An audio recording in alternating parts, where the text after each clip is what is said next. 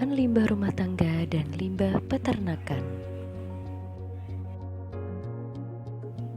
Limbah jika dibiarkan begitu saja akan mengakibatkan dampak buruk bagi lingkungan, seperti sampah plastik yang tidak bisa tercerna dan terurai.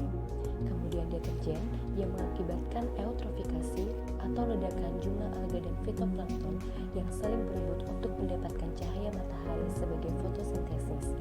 Kemudian sampah makanan yang menghasilkan gas metana sebagai salah satu penyebab pemanasan global. Lalu, kotoran hewan ternak yang dapat mencemari lingkungan dan tidak jarang juga dapat menimbulkan penyakit. Maka dari itu, kita perlu melakukan pengelolaan limbah rumah tangga maupun limbah peternakan. Beberapa di antaranya yaitu pengelolaan limbah rumah tangga menjadi pupuk kompos dengan bahan dasar sampah makanan. Pertama, kita campurkan sampah makanan ke dalam wadah yang telah berisi tanah, lalu kita beri air secukupnya dan kita aduk. Kemudian kita tutup. Setiap 12 hari sekali, bahan pupuk dilakukan pengadukan atau pembalikan, dan pengomposan dilakukan selama 40 hari. Setelah 40 hari berlalu, maka pupuk kompos siap untuk digunakan.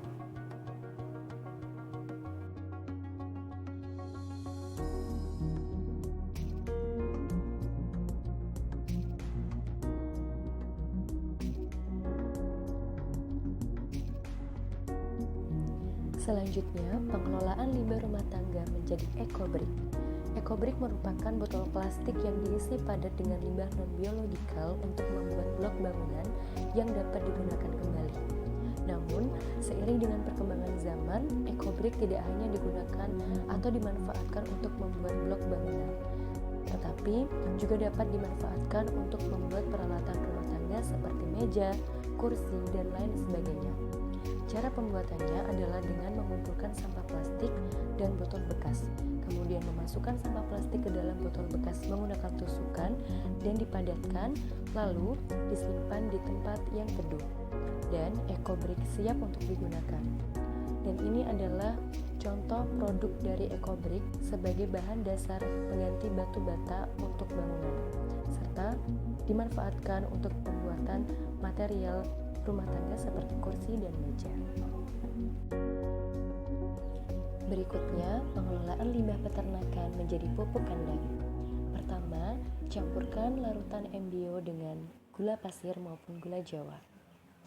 Lalu, campurkan larutan tersebut ke dalam kotoran hewan ternak yang sudah dicampur dengan jerami padi.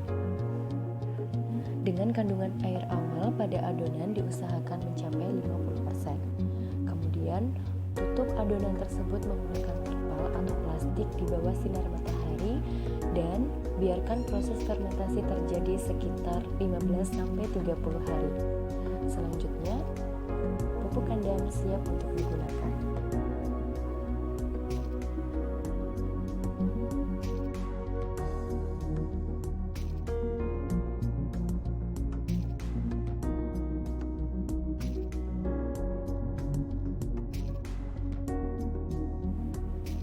Selanjutnya, pengelolaan limbah peternakan menjadi pakan ikan. Pertama, aktifkan probiotik terlebih dahulu dengan cara mencampurkan probiotik, molase, dan air matang dan diaerasi maksimum 2 jam menggunakan aerator. Selanjutnya, masukkan kotoran ternak yang telah dikeringkan ke dalam jerigen yang telah disiapkan. Selanjutnya, siramkan campuran probiotik yang telah diaktifkan ke dalam jerigen yang berisi kotoran ternak, lalu aduk hingga tercampur merata. Kemudian tutup wadah dengan rapat, lalu biarkan bahan-bahan tersebut terfermentasi selama 7 hingga 14 hari. Selanjutnya, masukkan pakan yang telah terfermentasi tersebut ke dalam karung dan pakan siap digunakan sebagai pakan ikan.